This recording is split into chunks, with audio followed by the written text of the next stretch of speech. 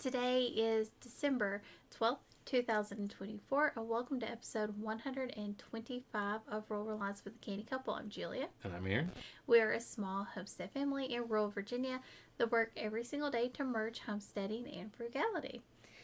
And today we want to talk about, homesteading and really homesteading for yourself, because we are big, proponents of building a homestead that really works for you and your family. Yes, definitely. So we're calling this homesteading against the grain. Although it's, we do a lot of things, a lot of traditional homesteading do. But we also kind of veer off the path a little bit on some things because it really doesn't make sense for us. So we want to talk about that. Yeah. Because homesteading, when you say the word, you get a picture in your head. You think cows, goats, Big farm, pond, all kinds of flat things, land, like fully self-sustainable, all of these things, like you're growing your own wheat, you're growing all of these things. And most homesteads are a lot smaller. You can't actually grow all that you need on your homestead. Well, you might be able to, but it would be incredibly hard. Aaron's tried to look at growing a sweet and oatmeal before, and it would just did not make sense for us. For the amount of that you'd have to grow, the amount of space, amount of work, you come out cheaper buying it from somebody. But homesteading is trending, especially in millennials. In our age group. Yeah, because it's trending. The picture has just kind of grown out of proportion of what actual homesteading is. Yeah. So we would tell you that homesteading is what you make it. For us, homesteading is about building options to live off of our property to the best of our abilities, to get as much from our property as we can. We get a lot of vegetables from our property. We get a lot of fruit from our property. We are starting to get a lot of protein from our property. But we've made it what it is and how it works for us. Yes. Will you agree with that? Oh, yeah, definitely. But the options is probably the biggest thing. It helps you create alternative options. You get an alternative option for the grocery store. Electricity, depending on what move you're making. Yep. You have all of these options. You home can your food. You know what's in it if that's the route you decide to go. Not everybody does that, or you freeze dry your food. However you look at going about that. It's all about creating options. What we want to talk about today is some of the things that we do that are actually not really, they're not really homesteading. Or they're not done as much by the homesteading crowd. Yes. They're kind of looked like, that's homesteading to you? And we're like, yeah, it is. Yep. So, talk about the first one. First one is gas. Anything, pretty much. So, what we're talking about there is like gas lawnmowers, gas generators, power tools for the homestead, log splitters, anything like that. We do not usually try to go that route. We're looking for something more battery or electric power. And the reason that we do that is because we know we have to go out to get gas. And like here a couple of months ago, a good example was after Helene came through was a couple hour waits at the local gas stations because people were needing gas for their generators to keep their food going. Yes. We try to make it where we can charge something off of a solar panel, off of wind in the future, off that little thing, we had coming. Anything like that, even if we charge it off the wall at the house, off the electrical grid, we try to make it where it's something that we have on hand, easy, and we don't have to go out to get it. And it's not that we're like don't have gas. We do have some gas tools. We're going to need gas tools. We know that. But if we have the option, we'll lean the other way. I'm not mechanically inclined to work on a gas anything. I am not on small engines. He is not either. And that's okay. You don't have to be. That would be a good skill that I would like for him to learn someday. Yep. I said him because it might not be a wise move for me to learn how to use these things. But that's something, that's down the road for us. And right now, electric works a little bit better. And It might be slower, might not be as powerful, mm, but for us, it kind of gives us time to work on other projects, to build through. We also always try to have extra batteries on hand so we can switch between them. and we know, those batteries are not going to last forever. Probably 10 years maybe or so. By that time, what comes out new that's going to replace us that might even be more automated, that can reduce, our time. I mean, it's always something we're looking at from that perspective. Saw windless turbines on something, which made a lot of sense. I was Mm-hmm. like, that is brilliant because wind turbines, especially for us in our area, they would work really well. Mm-hmm. But the problem is we get a lot of wind and they are very prone to breaking. So that is why we had to axe that off for us because Aaron was really leaning towards a wind turbine.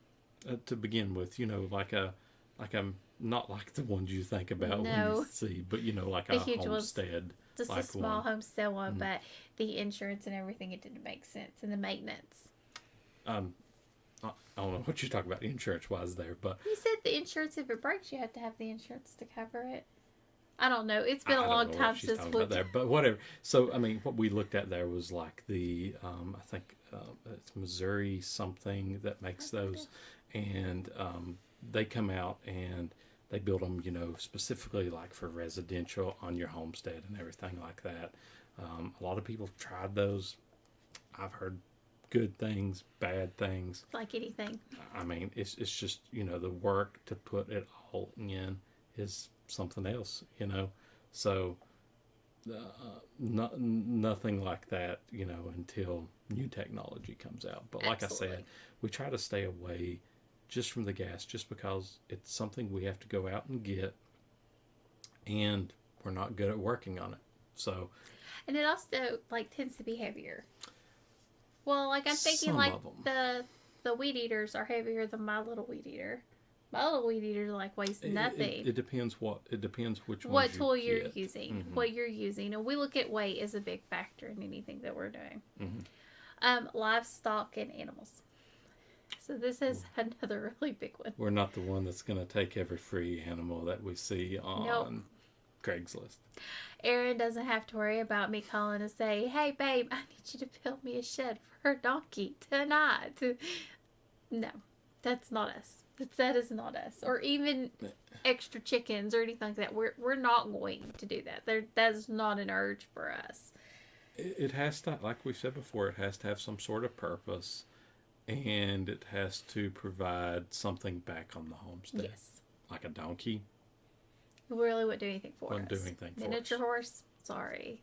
You're Yeah. pretty. You're very cute to look at. And a lot of people can make money taking them to places, traveling to fairs and things like that for Lucas Ride. But for us, it does not make sense. So we tend to look at bringing any animal onto the homestead with a very cautious eye because we had those big dreams when we first started homesteading. We were going to have goats and all kinds of things. We've talked about sheep. We've talked about pigs. We've talked about everything. Yeah. And we've just really decided that it doesn't make sense for us because we don't eat a lot of that. We eat poultry. That's what we eat. We eat chicken. We eat turkey. We eat duck. When we can find duck on sale. But we do love duck. Mm. And it's just one of the things that we really lean towards. So we're way more focused on our family needs versus just bringing an animal onto the homestead that might not actually make sense. And this kind of leads into the next one, which is finances. Usually with a homestead, most people are not paying attention to their finances. Well, I'd say they are. But they probably do not look at it the way we do. Well, that's true. That's a very good point. Because most of the time, there's this misconception that homesteading Saves you money. Kind of like having a wood stove is free heat. It's not free heat. You have to do the work or you have to buy the wood. Mm-hmm. That you have to do the work. And even then, there's still extra work you have to do. For us, having a wood stove actually does make better financial sense because we could buy 2 loads of wood. It'd still come out cheaper for the month On our electricity. bill. For us with the homestead, we've had to learn this the hard way because we have made these mistakes. Mm-hmm. We did not, when we first started homesteading, look at everything through a frugal financial eye. That's why we know a lot of people might think you are saving money. But you've got to actually look to see if you are. You got to do the math. Yep. I mean, you have to actually sit down and break it down. You don't want more money going out than you have coming in. No. And you want to make sure it also makes sense, not just financially, but time-wise, how much energy, how much effort you are putting into things, because that's a huge part of it. We really try to make systems for ourselves that take less work. I don't want to create a super complex, and it's what it feels like it is right now because we're in maintenance mode and we're trying to update that. But we don't want to have super complex, super work-heavy systems in place that I have to constantly touch. Right. We want it to be very hands-off. We are hands-off homesteaders. But when it comes to our finances, we are not hands-off. We want to know, what does it cost for the wood? What does it cost for their feed? How far does the feed last us? If I do the math, does it make sense to still have chickens if we have to pay this much a week for eggs, depending on how many eggs we get? For us right now, it's way more cost-effective to have chickens. And if you happen to saw the news this week on inflation, eggs were up 8-point-something% in November again. I know they went up $1 since we've stopped buying them. I think it's at the average right now is $3.86 a dozen. And we were paying $3 when we on our last one. I think if they weren't free, you got those free ones at one time.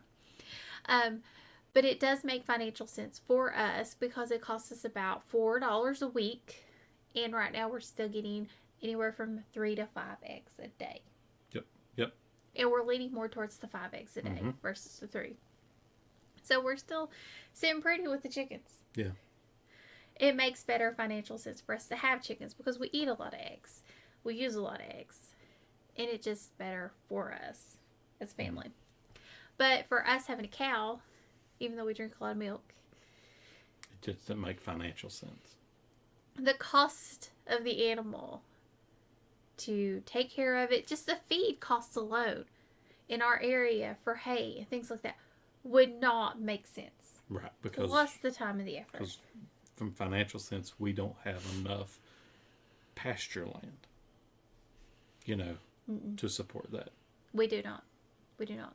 Not with our trees and everything. If we didn't have all the trees, we probably could. Yep. But we want the trees. Right. We want our long-term systems in place. But finances is probably one of the biggest areas where I would say we would butt heads with other homesteaders. So we would, now to say we wouldn't actually go with something that might not make sense, we probably wouldn't. But if it's something that was really going to help our homestead, we might. Yeah. But I would say that's like a 95% chance we probably wouldn't.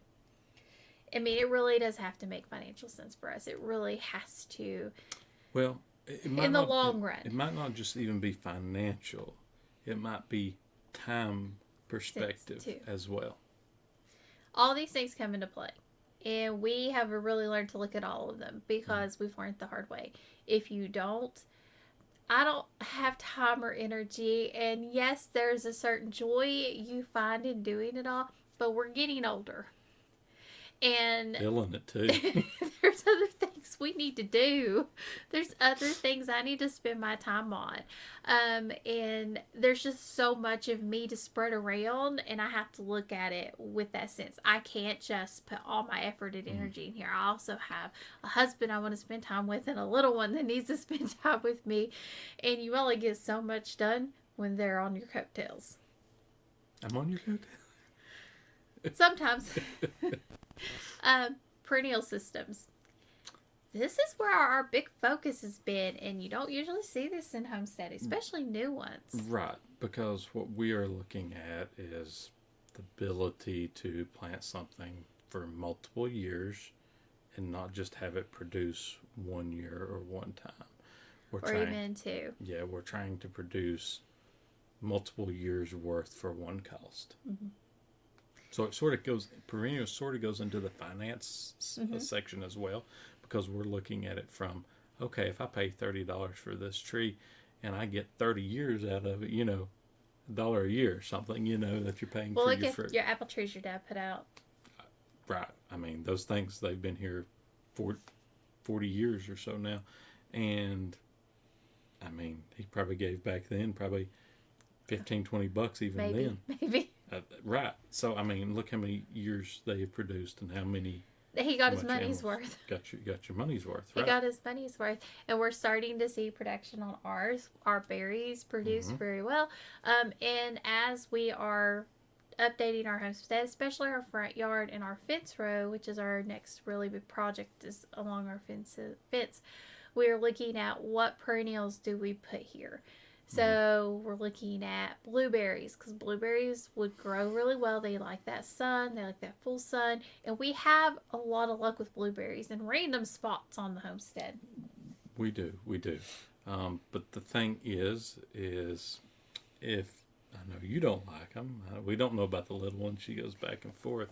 But if we do that, then we're probably actually putting them in to sale, because we would be producing too many for us on the homestead. But blueberries are a crop that will stay ripe for longer than most others. Exactly. That is why blueberries, in all reality, are one of those crops that makes more sense as a sell crop. And they go super expensive. Homegrown blueberries in our area, especially if we could get some of the more of those late ones that you have that grow. But you said you didn't like the taste as much on those. I didn't. They had a little different taste. Maybe it was just this year because it was, their first year or two that they've had late ones per se on it. But we actually had, like, from May to September blueberry production this year. Yes. And we're also adding more strawberry beds because our little one does like strawberries and I can't feed her enough strawberries. So we need as many strawberry beds as we can get, because they don't produce like as many as your commercial grown. And we just know we need a lot of strawberry beds. So anything we do, we're looking at perennials. We do have garden sections and we do have a greenhouse, and that's where I want to kind of keep my annuals. But if it goes into our ground, anywhere else on the property, I don't ever want to have to replant it again. I don't want to ever have to deal with it again. So I tend to look at perennials for those things.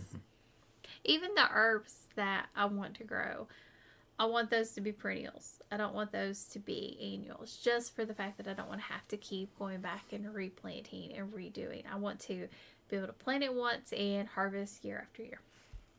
That's always been our focus. Trends. Homesteading has a lot of trends They these do. days. A lot of things, a lot of different things, and I will tell you, we are not bandwagon people. We don't jump on trend bandwagons at all. Now that doesn't mean we won't vet it.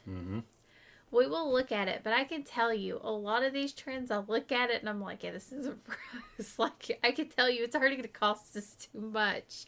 This isn't for us. Like, what does it do? But we will typically look at it really hard and actually vet it out to see if it's actually going to make sense for our family. Right. I mean, hey, some new sourdough one comes out,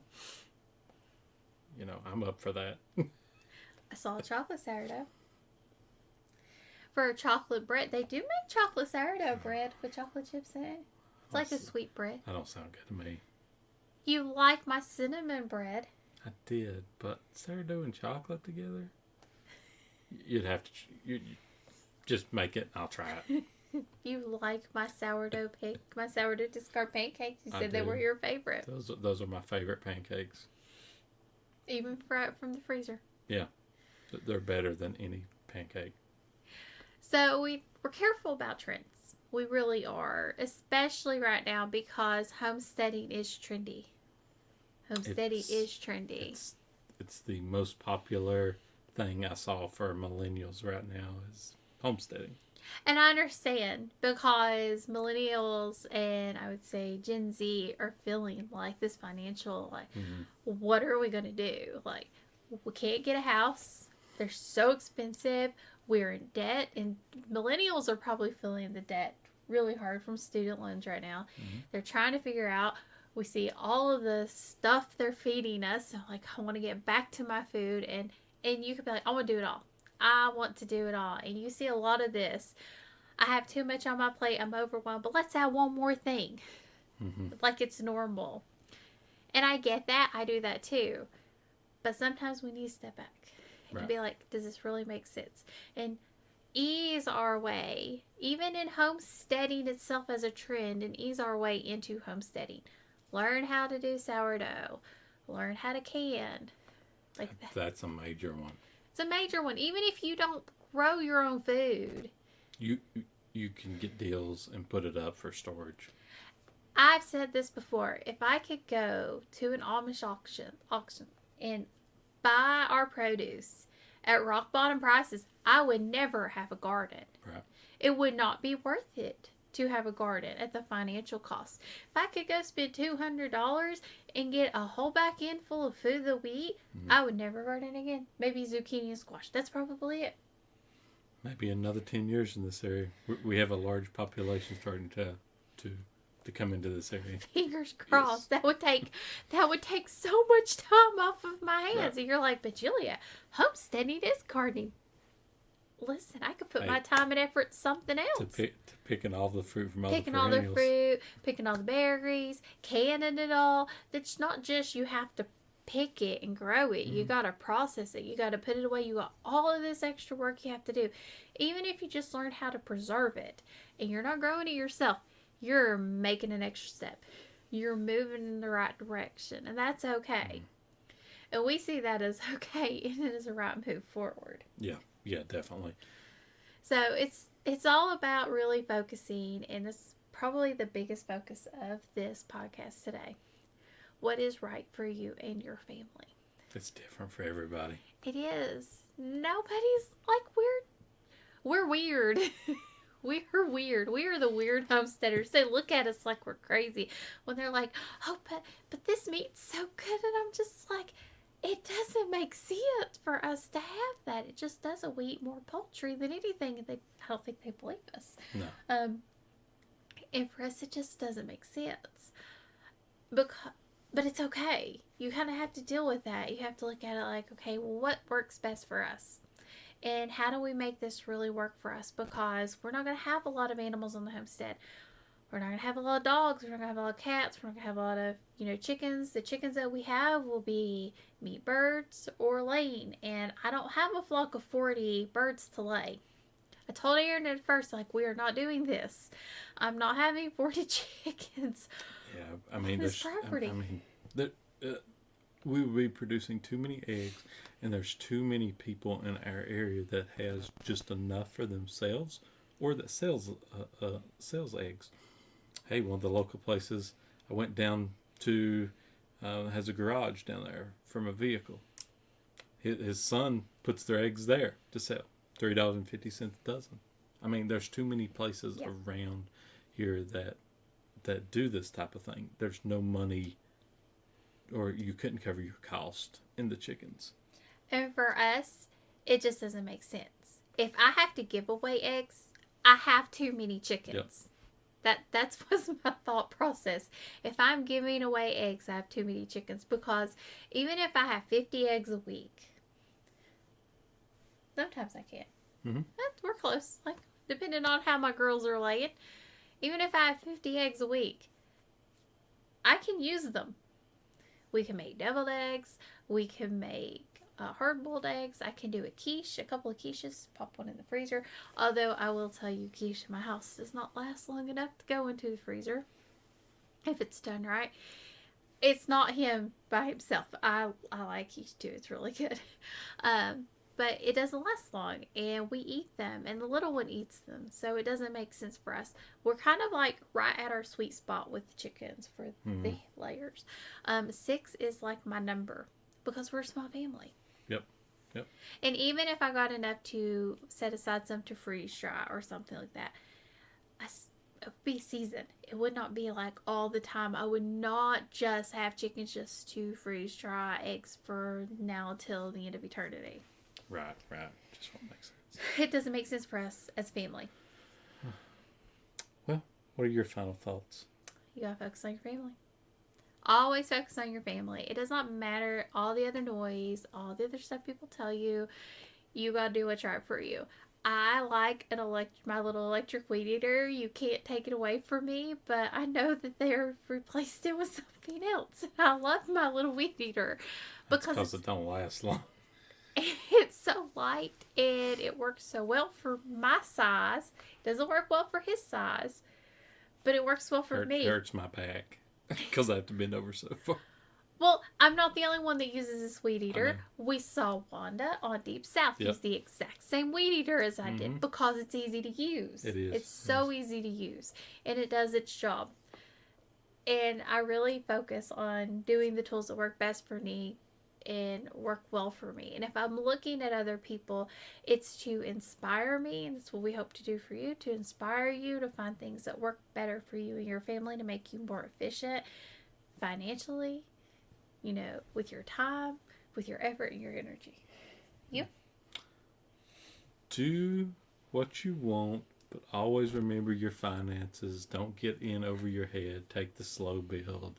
Every time. Every time. I mean, you might not like what you're getting into, and you might waste too much money getting into it. Or you might completely mess up your systems. Yep, from experience.